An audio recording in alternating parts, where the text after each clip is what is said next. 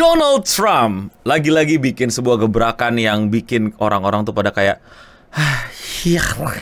Trump announced 100% tariff on non-US films, declaring them a national security threat. Jadi Donald Trump akan memberlakukan tarif 100% untuk karya-karya film yang berasal dari luar Amerika. Termasuk apa? Anime. Yes, kartun-kartun Jepang bakal dikenakan tarif yang juga lebih luar biasa besar dari biasanya. Berarti harga untuk menikmati anime untuk warga negara Amerika akan semakin mahal. Atau bisa juga semakin sulit atau bahkan tidak bisa sama sekali. Jadi apa yang sebenarnya terjadi? Kenapa Trump bisa sampai kayak gini? Terus dampaknya apa?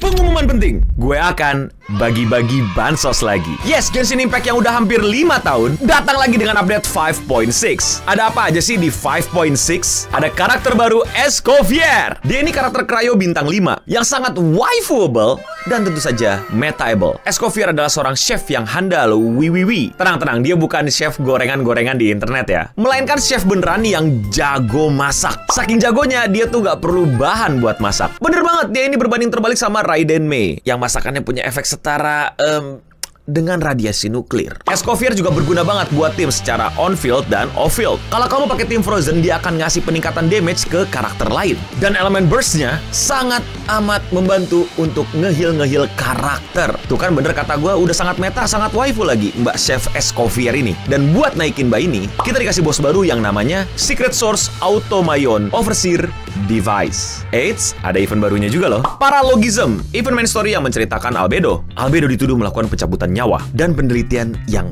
gak bener. Kita akan menjadi detektif yang membuktikan bahwa Albedo tidak bersalah. Nah, seru kan? Dan di misi kali ini, kalian tuh akan ketemu sama banyak banget karakter-karakter OG Genshin Impact yang ada dari awal banget Genshin Impact launch. Apakah kamu bisa membuktikan bahwa Albedo tidak bersalah?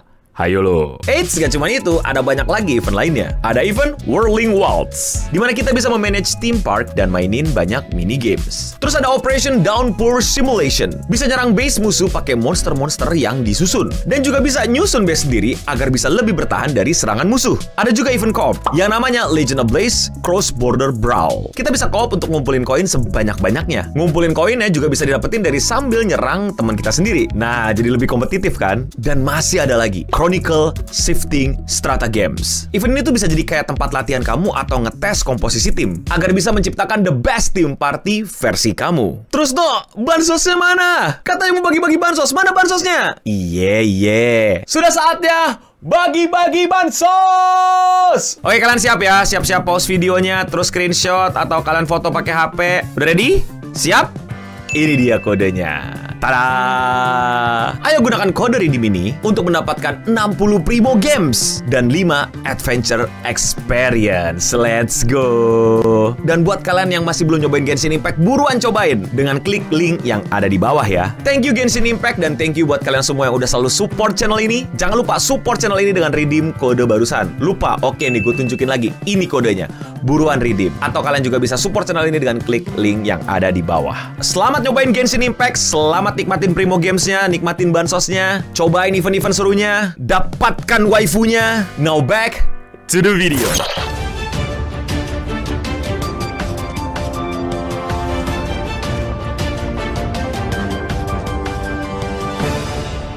Semua info ini didapatkan dari sebuah tweet. Bukan tweet, tapi sebuah truth. Yaitu adalah sebuah sosial media yang dibuat Donald Trump untuk menjadi Twitter pribadinya dia. Jadi kayak, Twitter banyak banget orang-orang yang gak support gue bikin sosmed sendiri gitu. Hadirlah Truth, sebuah sosial media buatan Trump. Dan dia nge-tweet. Tapi ini kocak juga, dia kadang juga nge-tweet di Twitter. Jadi kayak, gitulah. Jadi truthnya dia kayak gini. The movie industry in America is dying a very fast that other countries are offering all sorts of intensive to draw our filmmakers and studios away from the United States. Jadi dia bilang industri film Amerika tuh bener-bener mau mentong. Dan banyak banget industri-industri film di luar Amerika itu kayak nyedot tenaga-tenaga kerjanya, kreativitasnya, SDM-SDM-nya itu untuk keluar Amerika. Hollywood and many other areas within the US are being devastated. This is a concern effort by the other national and therefore a national security threat. Isn't an additional to everything else managing and propaganda. Therefore, I'm authorizing the Department of Commerce and United States Trade Representative to immediately begin process instituting the 100% tariff on any and all movies coming into our country. country that are produced in foreign lands. We want movie made in America again. Yes, itu adalah upaya gue untuk coba nyari gaya suara Trump. I'm sorry, I'm bad at it. Ya, Tony lebih bagus lah di mana-mana. Tapi intinya dia bilang, ya ini bukan masalah yang kecil gitu. Maksudnya dia adalah selain kita kehilangan opportunity duit, kehilangan lapangan pekerjaan, kehilangan SDM, ini juga ada bau-bau propaganda. Maka dari itu, ini national threat, ancaman nasional. Jadi Trump tidak ngelihat ini sebagai ekonomi gitu, bukan sebagai kerugian ekonomi, tapi sebagai ancaman nasional. Wow, anime is a national security threat. Wow, weebs, you should be proud. Terus intinya dia bilang, oleh karena itu ya, buat departemen yang ngurus ini semua berlakukan 100% tarif buat film-film yang diproduksi di luar Amerika. America first, America again, made in America. Emang sebenarnya Hollywood sedaing itu? Well, mungkin nggak sebesar dulu, nggak segokil dulu gitu loh. Gue sering ngomong nggak pakai data, tapi kayak bisa kalian lihat juga gitu bahwa Hollywood memang udah nggak se-humongous dulu. Apa-apa film Amerika, apa-apa Rambo, apa-apa Terminator, apa-apa America First dan lain-lain. Banyak banget negara-negara yang udah bangkit juga industri perfilmannya, termasuk negara kita. Jadi ya Hollywood kayak mulai banyak pesaingnya gitu. Nggak se-great again dulu, tapi ya itu meningkatkan industri perfilman itu sendiri gitu. Ada pertukaran pemain, pertukaran kru, ada yang ngambil director Amerika buat syuting di Indonesia, ada yang kebalikannya, talent Indonesia jadi aktris di Amerika, orang Jepang ngerjain animasi Amerika, orang Amerika ngerjain animasi Jepang. Jadi ya dunia lagi berproses ekonomi yang cukup baik menurut gua ya. Tapi ya Amerika nggak sekuat dulu, tapi Hollywood masih juaranya. Ya gimana nggak sekuat dulu? Liatin itu Avengers film-filmnya, MCU itu film-film apa itu?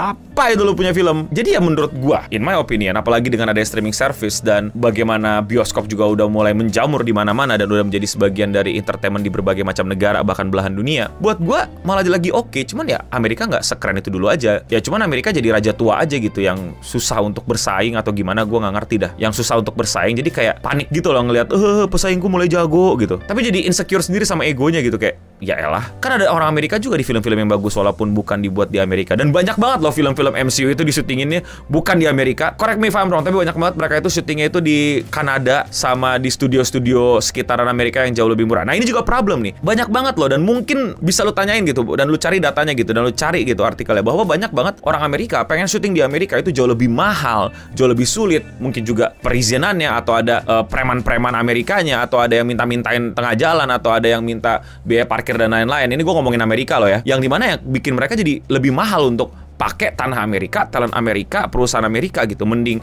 timnya aja, director dan ininya dikirim ke Kanada misalnya gitu ya. Terus pakai studio mereka dan lain-lain yang udah lebih rapi dan jauh lebih murah bahkan. Aktrisnya udah terlalu mahal orang Amerika, pakai deh aktris baru dari negara lain gitu yang masih berkembang, yang masih mau belajar dan lain-lain dan mau ambil peran-peran yang kocak gitu, nggak mau yang menang mulu, nggak mau jadi hero mulu. Terus sukses rame, orang-orang suka gitu kan. Bukan karena nggak mau pakai orang Amerika kan, tapi karena banyak yang menyulitkannya gitu. Dan gue rasa ekonomi bergerak seperti itu dan baik-baik saja gitu. Ya harusnya sih kalau dilihat dari secara gamblang pakai common sense dan penglihatan gue ya harusnya dibenerin dong, kayak mungkin dibikin lebih mudah untuk orang syuting, perpajakannya mungkin, atau intensifnya dikasih, atau dibuat ekosistemnya jadi lebih baik. Dan seperti yang kita tahu Hollywood itu banyak banget skandal-skandalnya yang berbahaya dan mungkin masih banyak yang belum terungkap bagaimana orang-orang di atas itu demen banget gitu ya meres-meresin, bahkan selevel aktor yang terkenal pun kena dampak kayak gitu dari bagaimana kekuasaan Hollywood gitu, orang-orang tua di sana dan mungkin environment yang lebih tidak baik lagi dan lain-lain. Jadi ya instead of mikirin itu semua, Donald Trump bilang lu bikin di Amerika atau enggak lu kena tarif 100%. Termasuk apa ya? Ya anime. Dan dampaknya apa? Ya bisa jadi anime udah nggak sebebas itu ditonton sama orang Amerika. Dan akibatnya anime jadi males dipublikasikan ke Amerika. Fansnya nggak bertambah, orang-orangnya nggak makin banyak. Jadi event, merchandise, event-event khusus, konser dan lain-lain ke negara-negara lain deh. Jadi mungkin kita kecipratan bagusnya gitu daripada jeleknya keputusan Trump ini ya. Terusin aja Trump.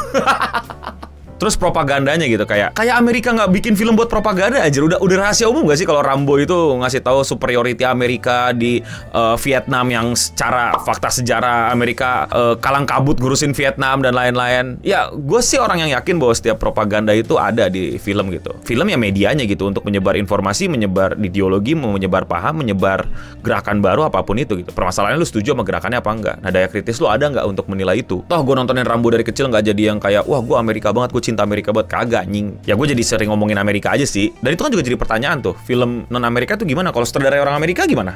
Jadi film Amerika. Kalau syutingnya di Amerika, sutradara Amerika tapi ada talentnya bukan orang Amerika gimana? Apakah nggak dianggap film Amerika? Nah ini udah gerakan-gerakan yang agak-agak berbahaya nih. Amerika yang kayak gini tuh Amerika yang kayak gimana lu maksud? Batasannya apa? 100% itu nggak ini loh, nggak kecil loh. Well, tapi disclaimer, gue bukan orang yang bergerak dan aktif di bidang industri perfilman. Gue hanya pengamat dan penikmat. Jadi mungkin buat teman-teman yang lebih ngerti sama industri-industri film, apalagi industri Hollywood dan lain-lain, dan kalian mau koreksi gue atau nambahin insight kalian atau nambahin opini kalian, silahkan banget dan please banget lakuin di kolom komentar di bawah. Tapi kalau menurut kalian bagaimana? Apakah Trump akan membuat kebijakan yang menguntungkan kita? Komen di bawah. Kalau kalian suka sama pembahasan berita-berita di luar Indonesia kayak gini dan kalian mau support gue, lakuin dengan sesimpel klik tombol subscribe. Dan ya, sekian seputar internet untuk episode kali ini. Gue Nobeding pamit undur diri, dan untuk kita semua, stay clean and sound. China, China, China.